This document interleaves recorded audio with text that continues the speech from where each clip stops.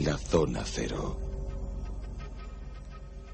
En el monográfico de hoy vamos a abordar uno de los episodios más enigmáticos de la historia. Es la pérdida de un ejército completo, buscando tesoros, buscando gloria, buscando otros misterios. ¿Quién sabe lo que le pudo ocurrir al ejército de Cambises?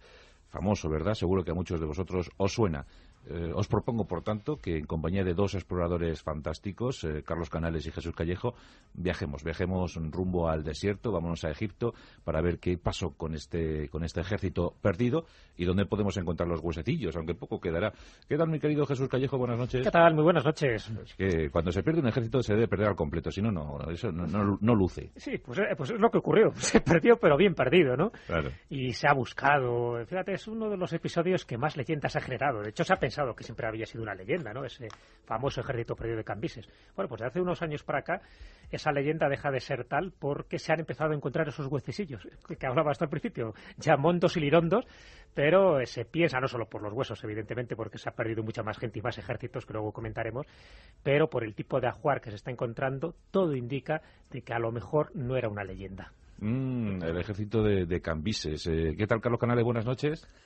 Buenas noches, por lo que dice Jesús, que parece que no es una leyenda. O sea, que van apareciendo los huesecillos. Sí, se han comenzado a vislumbrar. Bueno, ¿os acordaréis todos de la película El paciente inglés? El paciente inglés. Bueno, Almasi, el noble húngaro, el conde húngaro, que es el protagonista de esta ficción novelada de lo que es su vida, pues no se pareció en realidad en nada.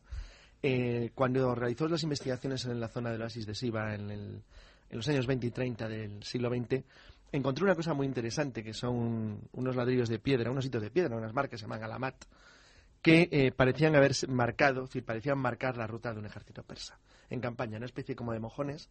Era algo parecido a los cuadrados portugueses, es decir, tenían la misma utilidad simbólica, era intentar demostrar los puntos de amojonamiento del lugar donde el gran rey había llegado y había marcado, por una manera, es decir, no orinaban, sino habían marcado el territorio de esa manera, pero muy parecido, una manera de indicar a cualquiera que pasara por allí. Un tumulito, ¿no? Exacto, sí, los alamat eran unos tumulitos de piedra que indicaban a cualquiera que pasara por el lugar que era un lugar bajo la soberanía del gran rey de Persia. Bueno, estos descubrimientos obviamente se fueron a la porra durante la Guerra Mundial pues por varias razones. Primero porque Siva está en un lugar estratégico a lo largo de toda la historia del Estado. Siva, el famoso oasis donde se proclamó faraón. Exacto, Alejandro Magno. Ahora lo comentaremos, era el templo del oráculo de Amon-Ra. Y bueno, pues la verdad es que los descubrimientos posibles de Almasi se perdieron, primero porque un agente de los nazis, segundo porque el Long Range Desert Group convirtió, es decir, los corsarios del desierto, realmente, las fuerzas especiales británicas convirtieron Siva en uno de los puntos de incursión contra alemanes e italianos durante la Segunda Guerra Mundial. Los alemanes ocuparon 3 veces el oasis durante la guerra, y todo eso impidió que las investigaciones que se habían llevado a cabo durante los años 30, bueno, pues continuaran hasta tiempos muy recientes. No obstante, ya desde los años 30 y desde los descubrimientos de estos alamat, parece todo indicar que la famosa leyenda, como casi todo lo que se ha ido demostrando luego de Heródoto, al que no se tomó muy en serio en el siglo XX y al que actualmente se respeta cada vez más, porque, exageraciones aparte, es que prácticamente no hay una cosa que diga que no se ha demostrado con el tiempo que era cierta. Lo cierto, es que Heródoto nos habló de 50.000 hombres que fueron engullidos por el desierto en un peregrinaje extraño. Háblanos un poco, Jesús, de Cambises. ¿Sí? Y de esos 50.000 hombres y qué pretendían. Bueno, lo que pretendía, pues lo que pretenden casi todos este tipo de reyes, emperadores, persas en concreto, que quería conquistar todo lo que encontrara a su paso. Que se le antojó al hombre. Y se le antojó. Cambises II, del que vamos a hablar, hijo de Ciro II el Grande, pues decide conquistar Egipto. Por entonces lo que les quedaba ya por conquistar en aquella época, estábamos hablando del 525 a.C., y bueno, pues una vez que está allí, quiere, la verdad es que no tuvo demasiada resistencia cuando llega a Egipto, por entonces reinaba como faraón Samético III, uno de los faraones poco conocidos y que pasó sin pena ni gloria y mucho más porque encima fue invadido por Cambises II, y él no se queda ahí, él quiere seguir más adelante y empieza a oír rumores. Por una parte incluso quiere llegar hasta las fuentes del Nilo, que también había oído que había allende de ciertos oasis, ¿no? Y por supuesto del desierto, que estaba esas fuentes del Nilo, que él también anhelaba, porque tener la posesión de esas fuentes, de ese río primordial y vitalista como es el Nilo, pues era también tener pues un control estratégico. Pero también había oído otro tipo de cosas que no le gustaban nada. Y es que por el oasis de Siva, estamos hablando de un lugar pues bastante lejano, de hecho está en 560 kilómetros al oeste de la capital del Cairo, en pleno desierto libio de Egipto, y oye que este oráculo, ya muy conocido por entonces, incluso 2 siglos antes, ¿no? Ya se hablaba de que el oráculo pues era pues una referencia para los egipcios y posteriormente después para los griegos, pues que lo que comentaba es que el ejército y el poderío de Cambises pues que no iba a durar mucho. Así que Cambises II, en un alarde, ¿no?, de prepotencia, dice, bueno, pues muy bien, si eso lo dice el oráculo de Amón, voy a mandar allí a un ejército y voy a destruir ese oráculo para que se den cuenta que las supersticiones son eso, son supersticiones y que no tienen ningún tipo de vigor. Y efectivamente lo que hace es, no manda solo un ejército, lo que hace es una estrategia general, es decir, una vez que ha conquistado las grandes ciudades de las riberas del Nilo, Cambises manda una triple expedición. Por un lado, contra los cartagineses, por otra parte, contra los amonios, que son los habitantes del oasis de Siba, los amonios por lo de Amón, y por otra parte contra los etíopes, es decir, que tiene esa envergadura de su ejército y dice, bueno, pues vamos a hacer esta triple singladura. Y contra los habitantes del oasis de Siba, no tanto contra los habitantes, sino contra el oráculo de Amón, dice Heródoto, y luego lo repiten otros historiadores, por ejemplo, como Plutarco en la vida de Alejandro, dice que manda 50.000 hombres, ni más ni menos, lo cual parece una expedición muy numerosa para lo que él intentaba hacer. Es decir, no estamos hablando de que se iba a enfrentar con ningún ejército, sino contra pues un núcleo de sacerdotes que son los que estaban custodiando ese oráculo de Amón en el desierto de Siba, en este caso en el oasis. En todo caso, se nos antoja un poco exagerada la cifra para unos pobres sacerdotes, ¿no? 50.000 guerreros. Sí. Pero vamos, 3 columnas envió Cambises. Una contra los etíopes, otra contra los cartagineses. No olvidemos que en ese momento Roma ni siquiera era república todavía. Exactamente. Entonces, también habría que hablar un día, es curioso, cuando manda la expedición al sur del Nilo, más allá de la Quinta Catarata, para intentar ocupar Nubia y lo que luego, más adelante, siglos después, fue el reino de Aksum, es curioso porque ellos buscaban una supuesta mesa del sol, que se supone que se encontraba en algún templo, en algún punto del sur de África, siguiendo la ruta del Nilo. Digamos que en el siglo VI a.C. los persas era la potencia mundial del mundo. Absoluta, era la potencia mundial absoluta. Además, en aquel entonces incluso tenían un verdadero espíritu, decir casi hasta investigador. Les interesaba saber qué había más allá del mundo. De hecho, cuando ellos alcanzan Egipto, Cambises se declara a sí mismo soberano de los 2 mundos, es decir, de los que están al este y al oeste, porque el objetivo suyo era controlar las ciudades griegas, no solamente las que ya controlaban en la costa de Anatolia, sino seguir avanzando por la línea costera para alcanzar Cirene, que era la principal ciudad griega, y la más vinculada al templo de Siba, de Amón, porque los griegos sí consideraban lo suficiente. Los comerciantes de Cirene, que estaban en la costa de Libia, habían avanzado a lo largo del siglo VII, incluso primeros del VI, y muy en la época ya de Cambises, muy al interior del desierto para intentar establecer relaciones comerciales, y daban un enorme valor a los oráculos de Amón-Ra en Siba. Hasta el extremo que también se considera para ellos un lugar sagrado. Por eso luego allí va Alejandro Magno, no solamente por el hecho de que él se autocorona faraón, sino también porque obedeció una cierta tradición de la colonia griega del norte de África, de las colonias del norte de África, que sí valoraban la importancia del oráculo. El hecho es que salió mal. Según cuentan las leyendas, cuenta Heródoto, y luego hablaremos qué tipo de leyendas hay, porque Heródoto no es el único que habla de la pérdida del ejército. Pues cuando se encontraban, llegaron hasta la ciudad de Kargat y llegaron hasta el oasis, pero el ejército fue barrido por una gigantesca tormenta de arena que procedente del sur enterró la totalidad de los miles de soldados y los hizo desaparecer para siempre. Año 524 ya. 524 antes de Cristo, un ejército al completo es enterrado por una inmensa tormenta de arena. Y el propósito de este ejército no era otro sino llegar al templo de Siba o al oasis de Siba. Sí, donde estaba el oráculo de Amón. Y tomar posesión a la fuerza de aquel sitio. Sí, yo creo que era un acto de poder. Y de paso llevas algún tesorillo, ¿no? Sí, por supuesto. No creo que demasiado. Habría mucho más, por supuesto, en la capital tebana en aquel momento.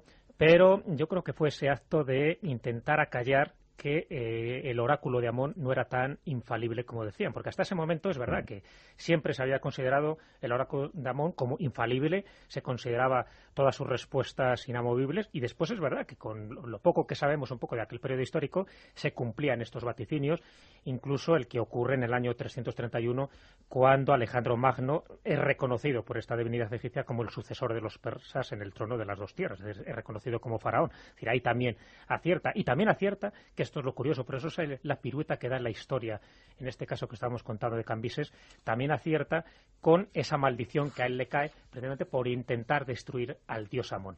El dios Amón en aquella época además era muy curioso porque cuando el rey persa oye hablar de este oráculo, ¿no? Desde Amonio, ¿no? Como así se llamaba un poco, que lanzaba contra él estos vaticinios de que su imperio y él mismo como persona tampoco iban a durar demasiado. Estamos hablando de una estatua muy curiosa. Vamos a ver un poco para que los oyentes se hagan una idea, porque cuando hablamos del oráculo, dice, bueno, pero ¿en qué consistía esto del oráculo de Amón? ¿Qué es lo que vaticinaba? Bueno, pues básicamente, según nos ha llegado estas crónicas, y sobre todo por Heródoto, era una estatua del dios Amón, que era transportada sobre una barca dorada, y, dependiendo de la pregunta que se le hiciera, movía la cabeza en un sentido o en otro. Era un gesto que luego los sacerdotes, los sumos sacerdotes que estaban allí, tenían que interpretar. Y las respuestas era lo que se consideraba como un dogma sagrado y luego se acataba. Pero se acataba no porque fuera así, sino sencillamente porque después daban la razón. El hecho es que cuando esta expedición intenta llegar allí y se sabe que, bueno, pues los vientos del desierto y por una serie de fenómenos atmosféricos que ocurren en determinadas épocas del año, el hecho es que esos 50.000 hombres nunca llegan allí. Así que se incrementa mucho más esa fama que tenía el oráculo. Por cierto, se sabe, y esto es una cosa muy interesante, porque alguien podía preguntar, bueno, que disparate, ¿cómo desaparece un ejército entero barrido por el viento del desierto? Bueno, los historiadores durante mucho tiempo se han dedicado, bueno, primero hay que tener en cuenta que Siva es un lugar totalmente aislado, porque entre Siva y los grandes oasis del sur no hay nada. Es decir, habría que llegar ya hasta los oasis del sur de Libia, Yalo y los otros, para poder encontrar algo parecido. Es decir, era un punto esencial para el comercio en la zona occidental de Egipto, porque es que si no podías detenerte en Siva o no conseguías llegar, no tenías ninguna posibilidad de comerciar ya con el sur del Sáhara. El caso es que se sabe con seguridad que en el año 1085 una caravana de 2.000 personas con sus camellos que bueno iban en ruta desde Darfur, en Sudán, al oeste de Sudán, hasta la ciudad de Asyut, pues desapareció completamente en el desierto, también barrida por una tormenta de arena gigantesca. Y hay otra leyenda, bueno, hay un manuscrito, se llama Manuscrito de Siwa, que no solamente cuenta algunos elementos muy interesantes sobre la expedición de Cambises, a la que por supuesto considera una expedición absolutamente real, sino que cita también un hecho muy curioso, es que habla de un intento de la gran tribu de los Tibu, que es uno de los pueblos nómadas del sur del desierto de Libia, que mandó una expedición también para intentar atacar Siva. Y al igual que había pasado con el ejército de Cambises, desapareció completamente en el desierto. Pero claro, estamos hablando del ejército más poderoso de su tiempo, 50.000 efectivos, son muchos soldados. Aunque fueran menos, eran muchísimos. Eran muchísimos.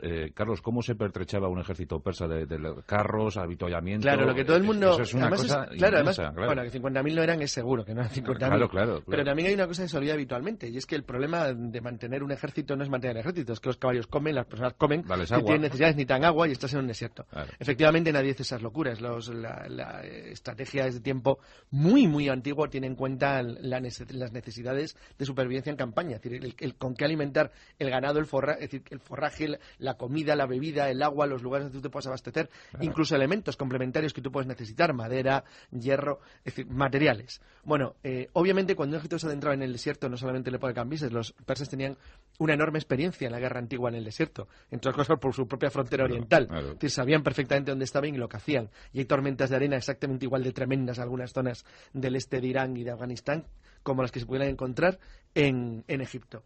Sabían lo que hacían, es decir, ese no era el problema. Es decir, el problema consistía básicamente en que puede ocurrir algo así. Es decir, lo que ha demostrado la historia es que efectivamente podía ocurrir. ¿Por qué era un ejército básicamente de infantería? El camello se introduce en el norte de África muy posteriormente, en tiempos ya romanos. De hecho, los romanos tuvieron enormes problemas para sentarse en Siva cuando entre el año 70 y el año 100 mueve la frontera hacia el sur, que en el caso de Libia llegan hasta 800 kilómetros al sur, una distancia lejanísima, ocupan Siva y lo utilizaron como colonia de deportación. Porque no tenían, es decir, salvo punto comercial de contacto con el desierto, estaba absolutamente aislado de las rutas ya de la época. Bueno, pues ahí tenemos un ejército bien enterradito hasta el siglo XX, ¿no, Jesús? Que empiezan a aparecer pues algún anillo, algún cráneo. Claro, ahí está. A partir de ahí bueno, ya habían surgido muchísimas leyendas, ¿no? Pues ya no solo porque este ejército numeroso de Cambises desaparece, sino porque después, tal como ha contado Carlos, hay mucha más gente que ha ido desapareciendo. En fin, no tan numerosos, pero sí... A ver, ¿qué otros ejemplos hay? Ha habido distintas expediciones que han ido desapareciendo. Pues hombre, mira, pues lo mismo que le sucedió a Cambises pasó años después, por lo menos a dos ejércitos distintos.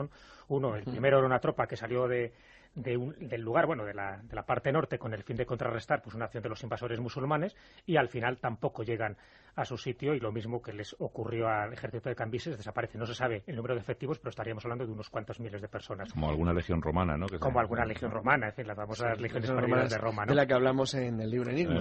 Enigma, sí. Y el otro caso que está constatado es el que sucedió a ese grupo de soldados de la tribu Tibul, que acaba de comentar Carlos, pues unos habitantes, ¿no?, de esos gigantescos oasis que se extienden al sur del Gran Mar de Arena, porque realmente a toda esa zona inexpugnable, inhóspita, siempre se la llama así el Gran Mar de Arena, porque parece que todo aquello es un mar con esas dunas gigantescas de forma de olas, y que puede engullir a muchísima gente, a muchísimas caravanas, muchísimas expediciones. Entonces, ¿qué ocurre? Que surge muchas leyendas alrededor de ese tesoro, porque claro, hay todo queda enterrado, los cadáveres, sí, pero... Con que cada uno de ellos llevase la paga, ¿verdad? Claro, exactamente, fíjate, los escudos, las armas, el dinero, todo lo que se puede encontrar allí. El problema es que estamos hablando casi de un mar literal, donde empiezas a excavar si no tienes las coordenadas. Y se sabe que a partir del siglo XX pues son muy numerosos los exploradores que se acercan a las inmediaciones de ese gran mar de arena, al sur del oasis de Siva, con coches, con avionetas, en fin, intentan encontrar ese tesoro, esa la busca del tesoro perdido, y ya no tanto del ejército, que les daba exactamente igual, sino lo que había dejado ese ejército de Cambises.